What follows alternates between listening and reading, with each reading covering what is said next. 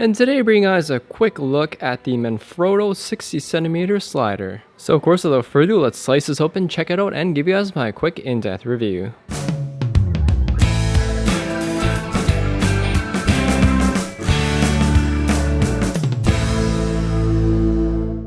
So the camera slider comes in your traditional Manfrotto packaging here, nothing too spectacular about this.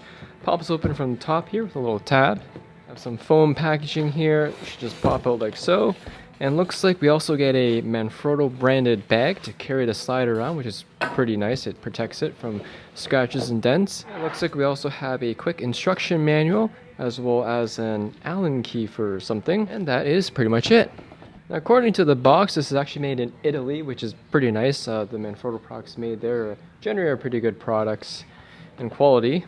Alright, so here's the slider itself. It does come all pre-assembled, so you don't have to worry about putting anything together. But anyways, for those of you who have been following my videos, I did make a video on this a couple months back on the 100cm model. This one here is a 60, so roughly half the size. And long story short, the 100cm one was just too inconvenient to use. It was heavy, it was bulky, and my biggest gripe with it was if your camera moves too far to the edge, the whole thing along with the tripod will tip over since the center of gravity is moved too far, which I didn't realize until I actually got it. So definitely should have got this one in the first place. The only reason I picked up the longer one first was because there's only a $50 difference, but I see why this one here is a better choice now. So the entire slider is a solid aluminum design. It makes it really rigid as well as very strong. The only downside is that it does make this a little bit heavy, but because it's a short slider, it is not a hard thing to carry around, but it does add a weight to your bag if you are. So the mechanism on this is pretty simple. It uses 4 steel ball bearing wheels that are polymer covered, which makes gliding the slider here very smooth and quiet. And the platform itself is also made of some sort of aluminum, or as some people say, aluminium, just like the glide rail here itself. And on the other side here, we do have 2 knobs. The red one here is your locking mechanism to lock your platform in place. Or you'll have this black lever or knob here that is your tension control. So you can set this to really loose or really strong depending on how well you want to push against your camera. But anyways, let's attach this to a tripod to show you guys what this looks like. Alright, so I do apologize for the handheld video here, but obviously my tripod has to be in this shot. This is what the slider looks like on my video setup here. It's a pretty straightforward setup. First off, we have my Manfrotto 290 series tripod here that I had for the last 4 years now.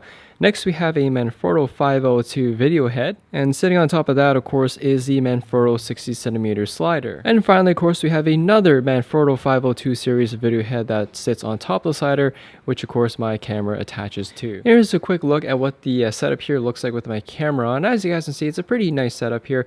Nothing too crazy like some other YouTubers have, but the biggest thing I like about the slider, as I mentioned earlier in this video, is that when I move the camera all the way to the right or left, it doesn't risk falling over, whereas the longer version I had earlier did because the center of gravity was just too far. So definitely recommend the shorter model for those of you YouTubers. So the slider is very easy to use. Again, this is your locking knob as well as your tension knob. You can actually feel the difference because the tension knob has a spring in it, so you don't even have to look to see which knob you're actually twisting.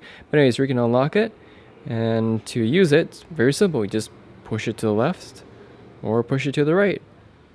The steel ball bearings coupled with the rigid aluminum rail here definitely gives the entire slider a very rigid yet smooth ride when you slide it across.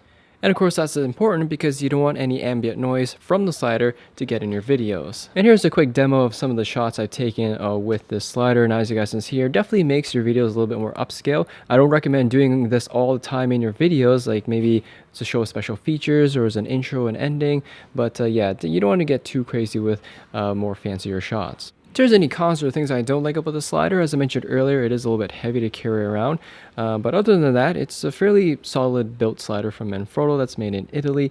My only complaint, or not really complaint, just a little caution, is that because it's made of aluminum, aluminum is a very soft metal. So if you drop something on this or even drop the slider, it would put a pretty big dent in it, which could impact the sliding capabilities of the steel ball bearing wheels here. Anyways, not much else to say about the slider, guys. Hopefully you guys enjoyed this video, and for those of you YouTubers or just want to make videos in general, I definitely recommend the Manfrotto 60cm slider. Anyways, thanks for watching, guys. Hope you all enjoyed the video, and if you guys have any questions or comments about this, ask me in the comment section there down below, and I'll see you on next vid.